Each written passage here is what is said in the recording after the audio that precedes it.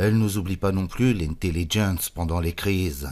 Elle connaît nos presses, nos radios, comme pas une. Elle décuple tous les effets du mystère, de l'anxiété, par des distributions pépères, à pleine rédaction, corbeille, de toute bouleversante réticence, confidence, des saleries, redondances, 1000 et 100 chichis, extrêmement propices à faire perler, bouillir, cailler, rebondir le trèpe. C'est repris par nos larbins de plumes, les directeurs, nos ministres. Ça se diffuse en nuées si denses, affolantes, que déjà des années d'avance on ne discerne plus rien du tout des choses des contours, des horreurs, que c'est plus à travers l'Europe qu'une masse de connards bien transis, de soldats bien inconnus, qui déjà tâtonnent la mort. La presse aux ordres, vogue et frétille après les bobards qu'on lui jette, comme les cabots tortilles, s'acharnent après leurs os en caoutchouc, pendant que les marles s'épuisent, se crèvent pour des morceaux de vent, les faux cuisines fricotent, farcissent, tarabisquent nos restes. Ils nous refilent aux arlequins, aux vomissures du destin, en énormes bouchées catastrophes. Nos redresseurs nationaux, les hommes comme Larocque, comme Doriot, Maurras, Belby, Marin, la suite, ils redressent rien du tout, puisqu'ils parlent jamais avant tout de virer. Ils parlent vraiment pour ne rien dire. C'est des causeurs, des pas méchants. Ils servent qu'à noyer le poisson. Ils endorment la purulence. Ils travaillent dans la compresse, le subterfuge, l'émollient. Ils crèveront jamais rien du tout, pas le moindre petit abcès. C'est en somme des complices, des empoisonneurs, des traîtres.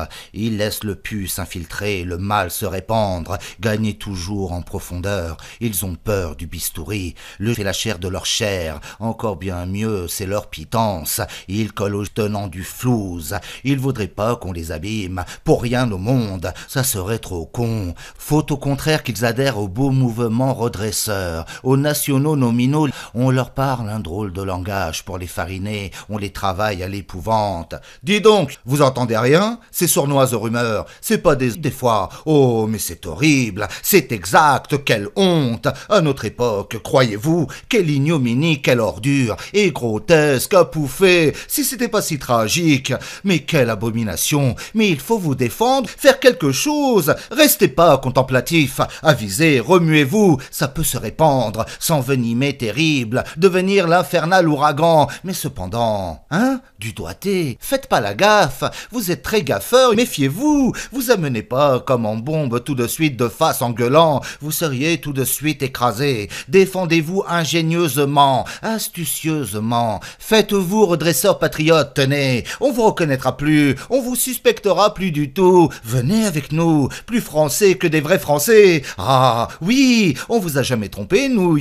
On a toujours été gentils, loyaux, aimables, fraternels avec vous, pas? Alors, en confiance, ne tortillez plus, donnez-vous à notre beau mouvement national. On vous dérivera nous, nationalistes, unionistes, les mieux placés pour la vertu défensive, patriotes, insoupçonnés, insoupçonnables. On vous fera l'assurance tout risque contre toutes les destitutions, expulsions, restitutions, nazisme, racisme, toutes ces vilaines néfasteries, polissonneries très ordurières en général. Rendez-vous compte des garanties, des énormes avantages, le parti le plus frémissant, le plus hautement considéré, du patriotisme le plus redresseur, sans rival, sans comparaison sur la place, implacable, intraitable, redressiste, rigorissime, les plus révérés noms de France comme paravent. La Providence vous inspire, vous pouvez pas tomber mieux qu'entre nos bras. Fraternité, il existe nulle part au monde une planque aussi ingénieuse, aussi solidement, foncièrement protectrice dans votre genre que notre parti redresseur. C'est un ghetto inespéré, modernisé, motorisé, supernationalisé. Notre pavillon superpatriote peut couvrir admirablement toutes les marchandises, et votre charognerie, bien sûr, sans aucune gêne, en surplus, dans ses plis pépères consolidés pour 2 siècles. Ça va pas? Mieux que l'éloge. Viens avec nous, petit, viens avec nous, viens, tu connaîtras la gloire. D'abord, tu banques mon trésor, tu subventionnes, c'est l'évidence, c'est la pointe, c'est les écho, c'est de la vraie faveur. T'as compris? Tu vas être naturalisé redresseur. Ça choquera personne, plus que François. T'es le frère de Jeanne d'Arc, désormais, le frère de Jean Zé. Là, t'es fier, t'auras la chemisette, la super nationalité. T'embrasseras aussi le colonel. Rac, tout quand nous te baptisons. Tu peux être maintenant bien tranquille, personne te cherchera des crosses. Viens avec nous, l'on t'adore, l'on te protège. Liberté des rites, des cultes, des consciences. Nous t'intronisons très grand bienfaiteur national. Jean d'Arc, rénovateur très éminent. Passez le chapeau, la France toujours libérale, envers et contre tous, une et indivisible. Toutes les bonnes volontés unies, maçonnique, cocufiante, tartarigène, on s'en fout, tartufique, la quête, combien? Le client a toujours raison. Les plus gros clients des partis nationaux, ils auront donc toujours raison. La droite croque le pognon aussi avidement que la gauche. Les redresseurs qui ont du mal, c'est ceux qui arrivent un peu en retard, après les autres, sur le marché. Il faut qu'ils chassent dans les étages comme les placiers d'aspirateurs, qu'ils offrent des démonstrations. C'est du tapin, une clientèle. Ça se fait pas tout seul. Pour les petits ariens du rang, les humbles fervents cotisants, les petits redresseurs à 3 thunes, c'est pas du tout le même saxo. S'ils se posent des petites questions, s'ils sont un peu interloqués par tant de postes de commande, on les tranquillise en moins de 2. Oh, qu'on leur fait, vous gercez pas, pour nous c'est de la tactique, on les allèche, on les berne, on les subjugue, subterfuge, nous les avons, sortilèges, on les poisse, aux poignes et aux poches, c'est du travail merveilleux, c'est tant qu'ils soient avec nous, astuce, c'est dehors qu'ils sont terribles, tandis qu'ici, on les grignote, on les surveille, en pieuse alerte, on les annihile, en catimini, on les enchaîne, glissez, petit frère, n'insistez pas. En confidence, dès qu'on aura pris l'Élysée, on n'en fera, nous, qu'un seul du territoire. Le Céline, tenez, c'est qu'une pauvre lope, une pelure piteuse à côté de nous comme intention. Les grands secrets du parti, oui, on n'en fera qu'une seule torche. Et puis, un pâle nuage délétère, tellement qu'on sera, nous, intensifs dans nos fureurs. Ah, on sera pour eux des vrais volcans. Les pauvres gens, c'est même le moment qu'on les plaigne. Tenez-vous, peinard Ceinturion, patience, et vive le chef. Nous les attirons dans nos rêtes, pour mieux les vaporiser. Les francs-maçons, alors vengeresses, voyant comme ça un peu partout les flammes s'élever, comprendront ce qu'il leur reste à faire. Ils tarderont pas à se rallier à notre merveilleux mouvement de résurrection nationale, à mots couverts d'abord, à toute berzingue ensuite. D'ailleurs, c'est presque déjà fait. Le colonel s'en occupe, ainsi soit-il. Moralité, quidouille, sacrée, pourriture qui paye et divine. La pourriture tient tout en France. Celui qui veut faire le mariole, trébuche, enfonce, ingurge la merde, suffoque, étrangle et disparaît. On n'en parle plus. Toute vénalité mise à part, toute coquinerie personnelle, les frais d'un parti sont énormes, avec journaux, dispensaires, réunions, procès, affiches, urgences, etc. C'est un déficit perpétuel. Il faut du plâtre. Il en faut de plus en plus, tout de suite, beaucoup, liquide, sans phrase. Toutes les échéances sont tragiques. Les cotisations du rang, la vente au public du cancan, ça peut pas boucher tous les trous, ça peut servir que d'accessoire. Il faut des dotations sérieuses, des souscriptions très massives pour enflouer la trésorerie sans cesse implorante, des bienfaiteurs connus en bourse, aux soviets, à l'intérieur, 9 fois sur 10, forcément. C'est la condition vitale pour tous les partis d'aller piquer le blé où il se trouve. Au cul, personne n'échappe. Tôt ou tard, tous les partis, tous les journaux, sauf rarissimes, stoïques exceptions, ne sont en définitive qu'autant d'arrière-loges, ardents subterfuges, miroirs pour alouettes ariennes. L'opinion démocratique sort toute chaude de ces guet-apens continuellement améliorés, renforcés, de plus en plus fébrilement. Qu'importe donc les étiquettes, les dénégations offusquées, furieuses, judiciaires, puisque malgré tout, ce qui tient les ficelles est la caisse. En politique démocratique, c'est c'est l'or qui commande. Le reste, c'est des mots. Celui qui veut parler aux foules doit d'abord s'adresser ou demander l'autorisation. Lui passe les castagnettes. Après ça, il peut bien hurler tout ce qu'il voudra, sur n'importe qui, pour n'importe quoi, aucune importance. Tout lui est permis. Il trouvera toujours du pognon, s'il respecte les conditions, s'il parle jamais de la petite chose, sauf en bien, s'il répète très ponctuellement les bonnes phrases taboues. Au moins 2 fois par semaine, les ralliements essentiels de la grande boutique. L'Allemagne est une nation de proie, la bête enragée de l'Europe. Les Allemands détestent Hitler. Le racisme est une sauvagerie. La mesure, la tolérance, l'accueil font la grandeur de la France. Une bonne guerre contre l'Allemagne sera le triomphe de la France. La joie dans la liberté. Enfin, tous les éminents slogans de la grande enculerie française. Et tant que ça peut, et jamais de trop, c'est des phrases qui plaisent toujours, qui font reluire à coup sûr, ouvriers, bourgeois, patrons, fonctionnaires, aucune différence, libéraux, tous. Bien sûr qu'on se fait un peu prier, c'est l'enfance de l'art, qu'on sauve un peu les apparences, qu'on se fait pas mettre d'un seul coup, qu'on tortille, qu'on fait les méchants, les terribles, les insurmontables, va te faire foutre, comédie, coquetterie, c'est le froc qui chute comme par hasard, les circonstances, le bon moment, le bon mouvement. On apprend aux petits copains à les prendre avec le sourire.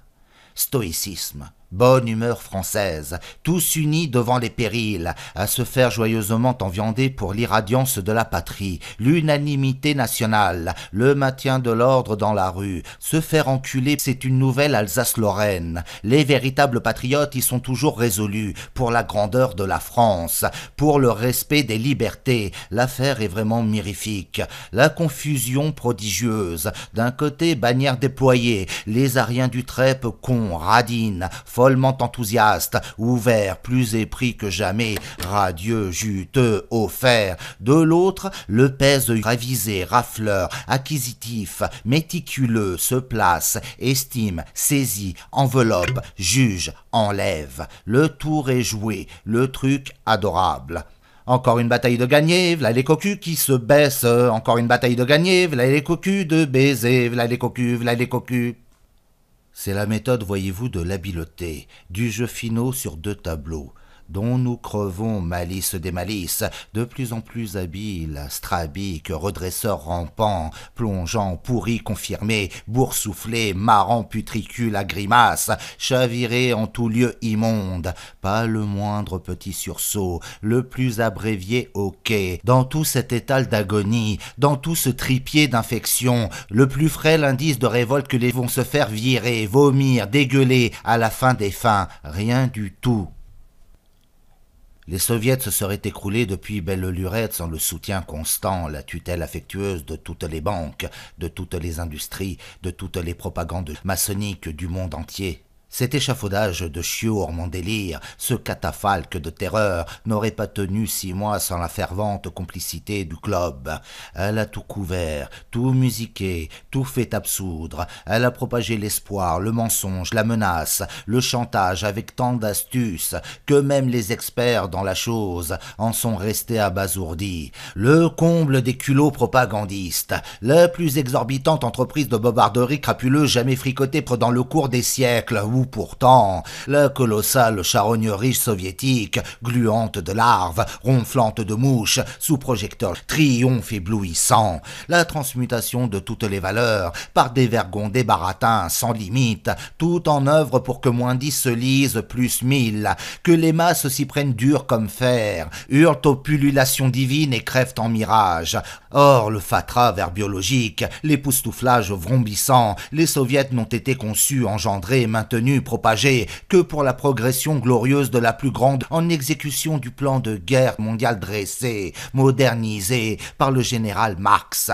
Même guerre qu'en Espagne, en Chine. Un soviet est une avant tout, perfectionné, modernisé, motorisé. Chaque soviet représente un nouveau bastion, chaque Comintern une citadelle de l'empire mondial, une expansion soviétique, autant de glomécules extraordinairement corrosifs, nécrosants, infusés à chaud, inclus en pleine viande aryenne. La contamination marxiste de la Russie s'est effectuée très brutalement par injection simultanée, massive, paralysante d'orge américain, provenance de New York, Amsterdam, Londres. Les soviets ont été implantés en Russie par les banques de New York, Amsterdam, Londres, Lev, Schiff, Sassoon, Warburg, les arrière-loges, les luthériens, les états-majors francs-maçons, allemands, français, anglais, russes, des deux côtés de la tuerie, ont admirablement collaboré à l'avènement des soviets par leur silence, leur diversion appropriée, leur trahison, tractations vaseuses,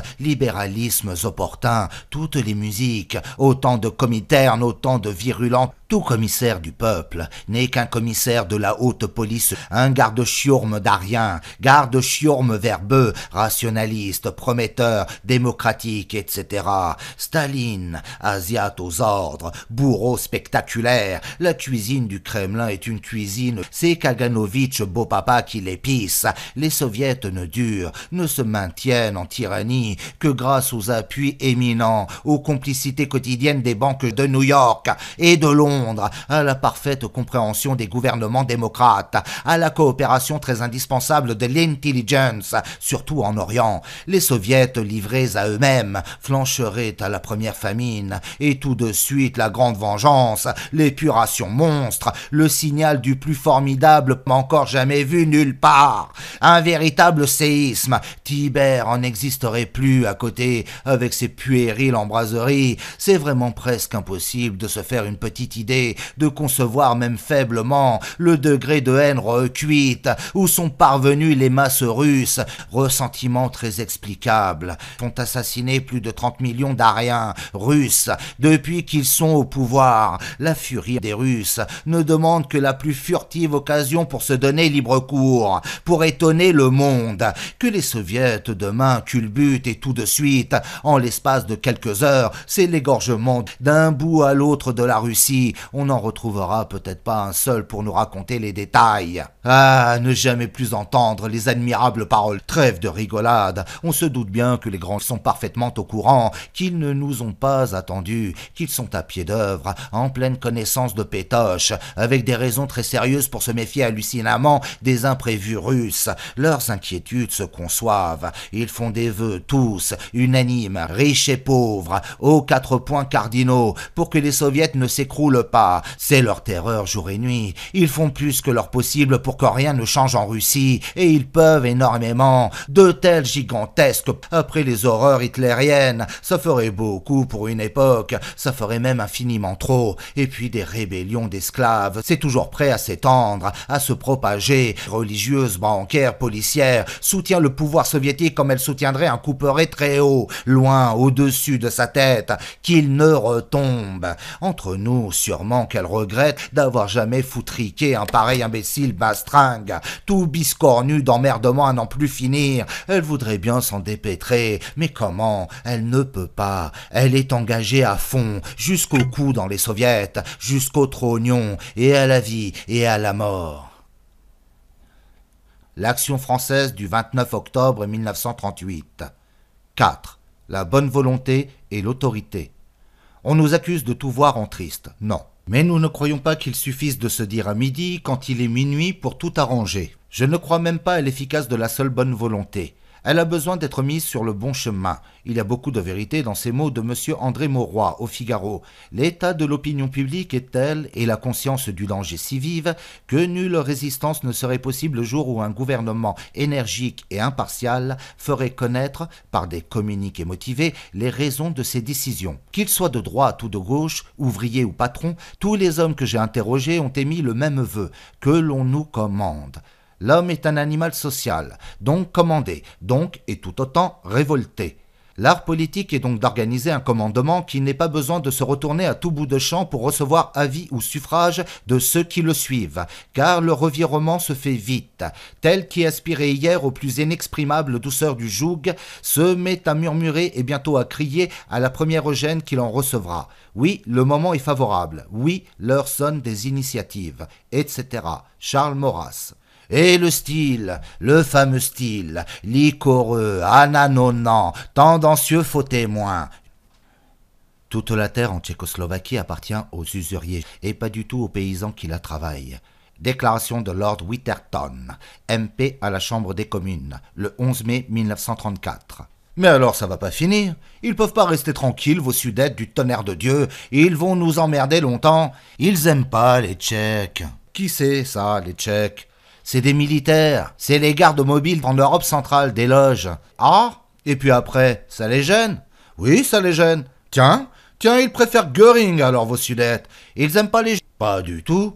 Pas du tout. Ils aimeraient mieux Mussolini, ils aimeraient mieux Franco, ils aimeraient mieux le diable, ils aimeraient mieux le Mikado, ils aimeraient mieux n'importe quoi, mais pas... Mais dites donc, c'est des vrais infects, vos Sudètes. Ils ont des goûts de Bosch, vos Sudètes. C'est des véritables fascistes que vous me racontez là, des espèces de racistes ariens. Mais ça me fout dans les colères. Je me connais plus de vous écouter. Quand j'y pense, des sectaires atroces, des préjugeurs rétrogrades, des vraies brutes persécutrices, vos Sudètes. C'est des Cro-Magnons gamés, des scalpeurs, des véritables vampires, des souilleurs de l'Europe entière, vos Sudètes. Oh, il est temps qu'on les corrige. C'est triste que ça existe encore, des primates vicieux semblables. Oh, il est grand temps qu'on les dresse, vos Sudètes. Peau de choléra, que ça finisse, qu'on les rende un peu démocrates, habitables, vos Sudètes, ouverts tout à fait comme ici aux grands progrès libéraux, aux grands courants de la pensée affranchissante. Merde! Ah, vous avez bien raison. Ah, je vous le fais pas dire.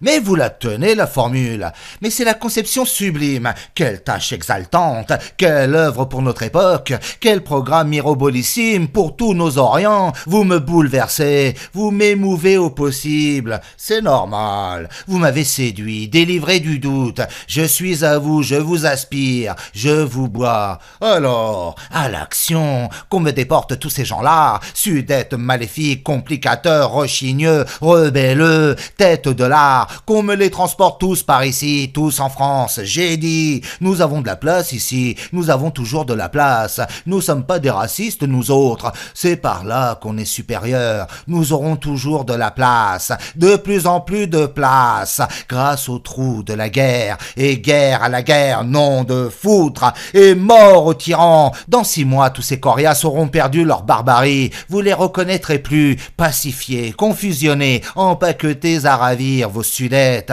on les reconnaîtra jamais. C'est ça le miracle de Paris, c'est le charme encula-gaillant, la sorcellerie des skis à un trait en voûterie. 3 gouttes, 3 mots, 3 mois suffisent. 6 mois, c'est un maximum pour qu'ils redeviennent des gens normaux, vos Sudètes, des vrais ariens démocratiques. Dans 6 mois, ils seront rambinés, tout gonflés de telle manière, vos Sudètes, que ça sera plus rien du tout de les faire crever tant qu'on voudra, pour Litvinov, pour Jouot, pour Nathan, pour Dimitrov, pour le Comintern, la Bloom au fusil, ça sera devenu même leur vrai plaisir, la plus pamoisante récompense. Vivement, vivement qu'on les amène. Ah, comme j'ai confiance dans Paris, le charme de la capitale, le si délicieux sortilège, le miracle des Champs-Élysées, des galeries. Ah, vous me rendez le souffle, la passion vaillante. Attendez, ce n'est encore rien. Attendez que je vous lise ce que j'écris en ce moment à propos de patriotisme à ce paltoqué qui m'insulte. Ah, hein? Oh, oh, oh, oh, là, ha, ha, ha.